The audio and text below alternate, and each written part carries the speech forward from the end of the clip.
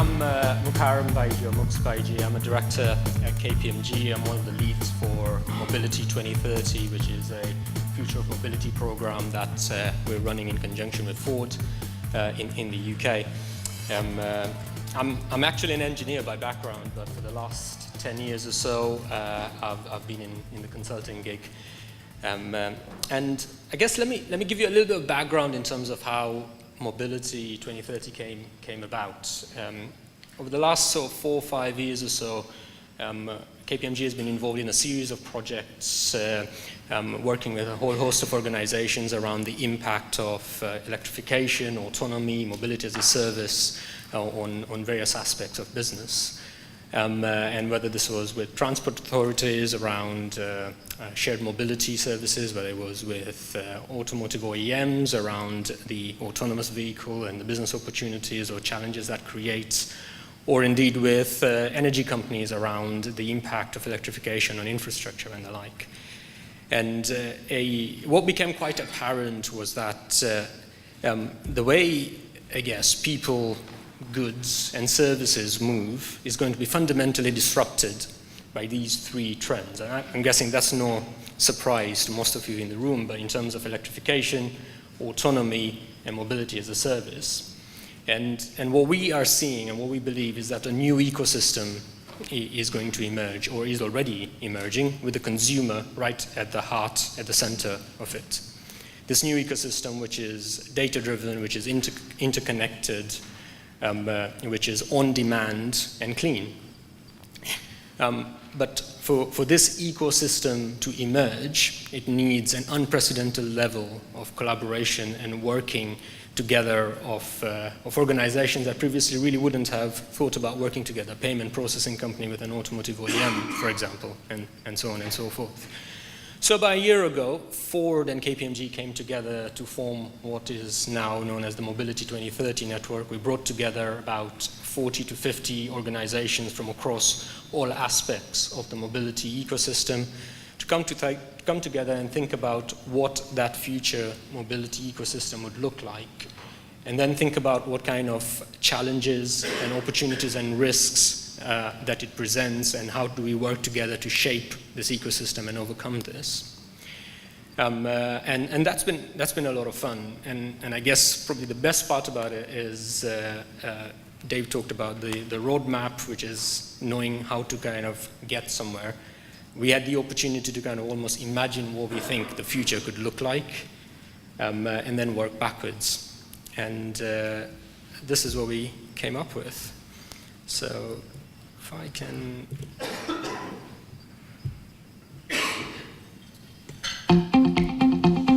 It's now widely accepted that by 2030, mobility, especially in large urban areas, will be dramatically different from today. With transport seamlessly connecting people's lives, consumers will be able to get from A to B in a way which is cheaper, cleaner, safer. And our journeys will change to become productive and entertaining extensions of our day-to-day routines. With segments of the population, such as the young and the elderly, set to benefit from wider access. Let's have a look at just how the future might look. Instead of paying separately for fuel, tickets and travel cards, consumers will be able to buy integrated mobility contracts from new and different service providers. Not only will these providers benefit from a much wider sales opportunity, but the experience for the consumer will be easier and more joined up. Indeed, the concept of personally owning a vehicle and having to have a driving license to operate one may become redundant too. So that soon, the way a car functions will be unrecognizable. Electric, powered, autonomous, driverless, shared. A fully functioning digital environment. Hi, Henry. Hi, Katie. Ready for school? A place of work.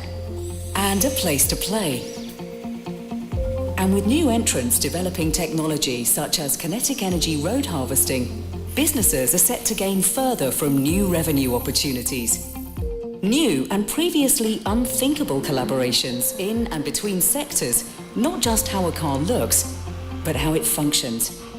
And even when your car does malfunction, it will no longer need breakdown recovery to get it back on the road. The way we use public mobility will change too. Workspace. Whether passengers want to prepare for that 9 o'clock meeting, a bit of me time, or simply want filtered clean air. And when our cars are connected seamlessly to our digital selves, they'll be able to help coordinate our day-to-day lives and keep us fit and healthy too. Morning, Henry. Straight to golf, George. Yes, please. Though I need to speak to the GP on the way. Holoporter her in, will you? Hello, George. Hi, Alice. All fit and healthy, I assume? I'm afraid not, George. Your blood pressure is above 140. So no golf? No, you'll just need to pick up your meds from the pharmacist beforehand. And with the car able to place orders and send instructions, customers can pick up their prescriptions and the rest of their shopping seamlessly. Of course, this is just one version of the future. What is certain is that we are at the beginning of a truly transformational journey. We will see shifts in traditional business models. We expect to see two very different business archetypes existing side by side. So-called metalsmiths will continue to follow the current model of manufacturing ever more sophisticated hardware, the cars themselves. Meanwhile, an all-new archetype, the Gridmaster, will arise. The successful Gridmaster is not only a vehicle manufacturer, they also provide the platform for a variety of customer services. This means, as well as seamless travel from A to B, they can offer consumer-centric products and services by harvesting and using data at the customer interface. While each archetype will compete against a very different group of players, both will have an important role to play.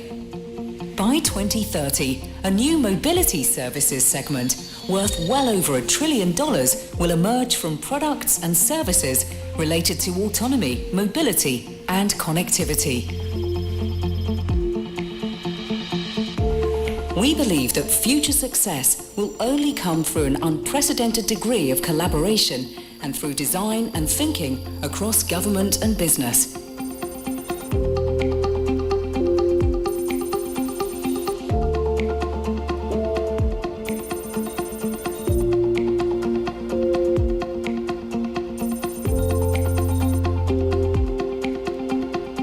The future is exciting. The details are yet to be worked out, and collectively, we can build our model of mobility 2030.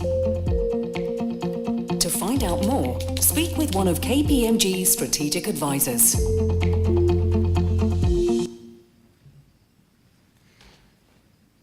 It's always interesting when I play this video and sort of look around the reactions on people's faces. When we've played it in a room of non-engineers, everyone kind of goes, wow, okay. When we play it in the room of engineers, everyone's going, how's that going to work? Which being an engineer myself, I can kind of perfectly identify and sympathize with that. And look, the point of the video was to kind of give an intentionally provocative, stretching perspective. I think there's some really interesting themes that come out of it, some of which I want to kind of pick up on today. The first one for me is thinking about the customer. And like I said, the new mobility ecosystem with the customer at its heart. If you think about the car ownership model today, it's horribly inefficient. A car owner, a private car owner, would ultimately end up self-aggregating 7, 8 different types of services as they sort of go through the ownership process and running a car. And we believe, as you saw in the video as well, that this is going to be replaced by fewer and fewer touch points with the customers as these service aggregators emerge. And this has some profound implications in terms of the technology requirements. If you think about the software interfaces, we talked about the V2V, V2I, V2C connections in Dave's piece and what Alan was talking about earlier. But also in terms of the data structuring, the data protocols, the security side of things as well. But given I'm from a firm of bean counters, for me what's also incredibly exciting is the financial opportunity that this creates, the business side of things. And we did some maths on this. And if you take a car today, a standard car that's doing, say, about 15,000 miles per annum or so, privately owned, the downstream value of that car today, over, say, a 10-year life cycle or so, is about 30 grand, give or take. In a electric, autonomous, shared mobility world, the value of that downstream value could be up to 10 times what it is today. A large part of that increase comes because of the higher utilization. So the work that we've done would suggest that a MaaS vehicle in the future is anywhere between 4 to 6 times more highly utilized than a car today.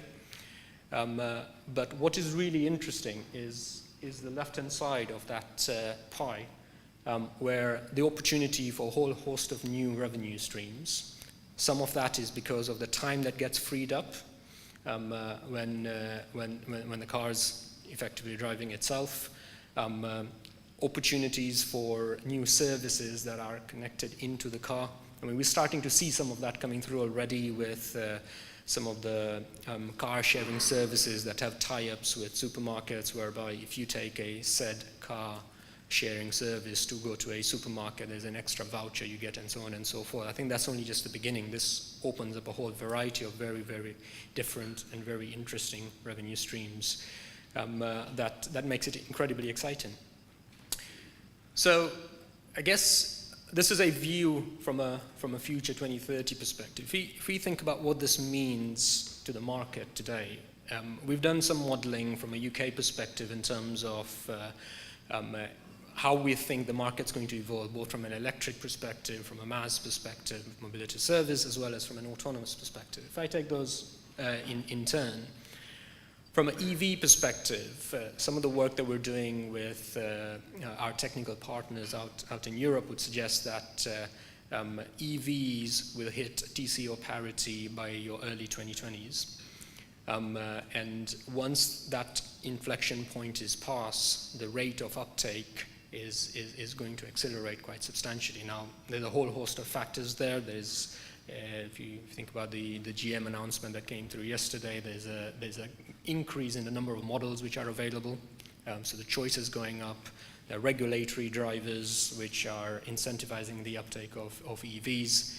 But we expect to see a fairly steady increase through to 2030, where I think more than half of cars sold in the UK will be electric, and potentially even getting up to 100% by the time we get to 2040.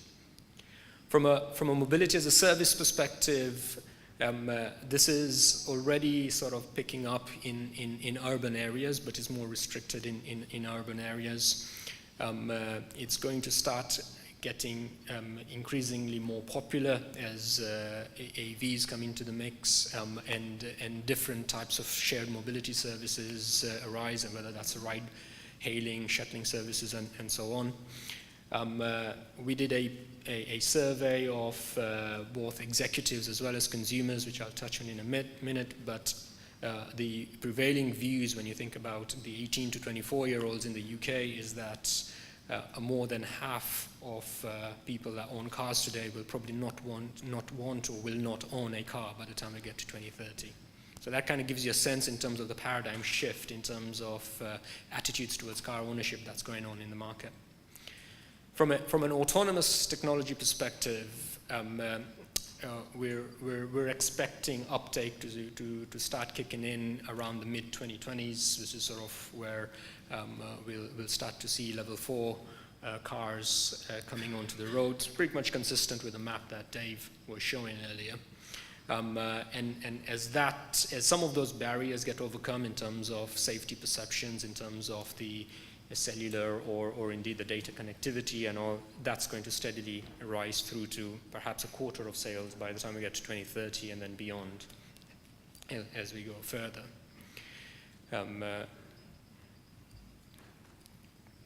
Yeah, I'll be finished in a minute. So what Dave was talking about and what I was saying earlier, I think a lot of the supply side drivers are pretty clear in terms of the technology roadmap, in terms of some of the regulatory points, the technology development. But the last couple of things I wanted to pick up on was that I think there's a very important demand side driver here. And a lot of that is down to the consumer attitudes and the shifts that we're starting to see. So like I said before, the current model of car ownership is horribly inefficient. 95% of the time, cars are lying idle. They cost a lot to own and run. And increasingly, in a world where the millennial generation is coming up, growing up with Uber, Deliveroo, and Jin and Netflix and the like, the whole concept of ownership is changing. A big part of that is also the cost. In a world where you have electric, shared mobility, autonomous vehicles, that cost could be up to 40% cheaper than running your own car on a cost per mile basis, is what we're saying. And attitudes are changing too. We surveyed executives, almost 60% thought that by the time we get to 2025, more than half of the people that currently own cars want to own cars. When you compare and contrast that with the consumers, you see a bit of a mix, but for me the important one is the left-hand side bar, the 18 to 24-year-olds who in 10, 15 years' time will be the core consumer set, you would think. They pretty much are of the same view, which is interesting because it creates a whole different dynamic in terms of how the automotive and indeed the broader mobility industry needs to sort of think about servicing that future consumer. So what I'll do, I guess, in terms of finishing, I think, Alan, you said that it's a really exciting time in the industry currently. I think the AESIN website says something like we're in the midst of a revolution. I was at another event where one of the auto OEMs said that we're expecting more change in the next 5 years than what we've seen in the last 50.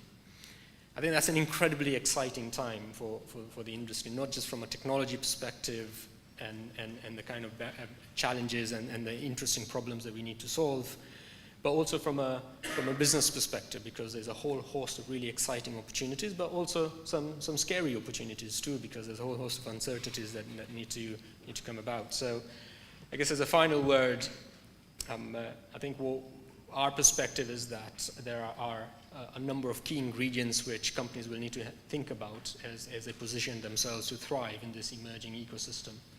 Understanding the customer becomes pretty key. What is also really key is the skill set in terms of working with other organizations, collaborating and integrating and aggregating different skill sets. And this won't just be in the traditional verticals that have been in place for a long time in the automotive space, but also across the industry. That's finance, energy, automotive, insurance, etc., all coming together. And that's going to be necessary for success. And the final point is around data. Being clever in terms of what we do and how we utilize the enormous amount of data that connected cars and autonomous cars are going to collect, but importantly managing the security and the infrastructure around it too. So Paul's giving me the daggers, so I'll probably stop there. But I'm around for the rest of the day, so I'm very happy to pick up on anything after that. So.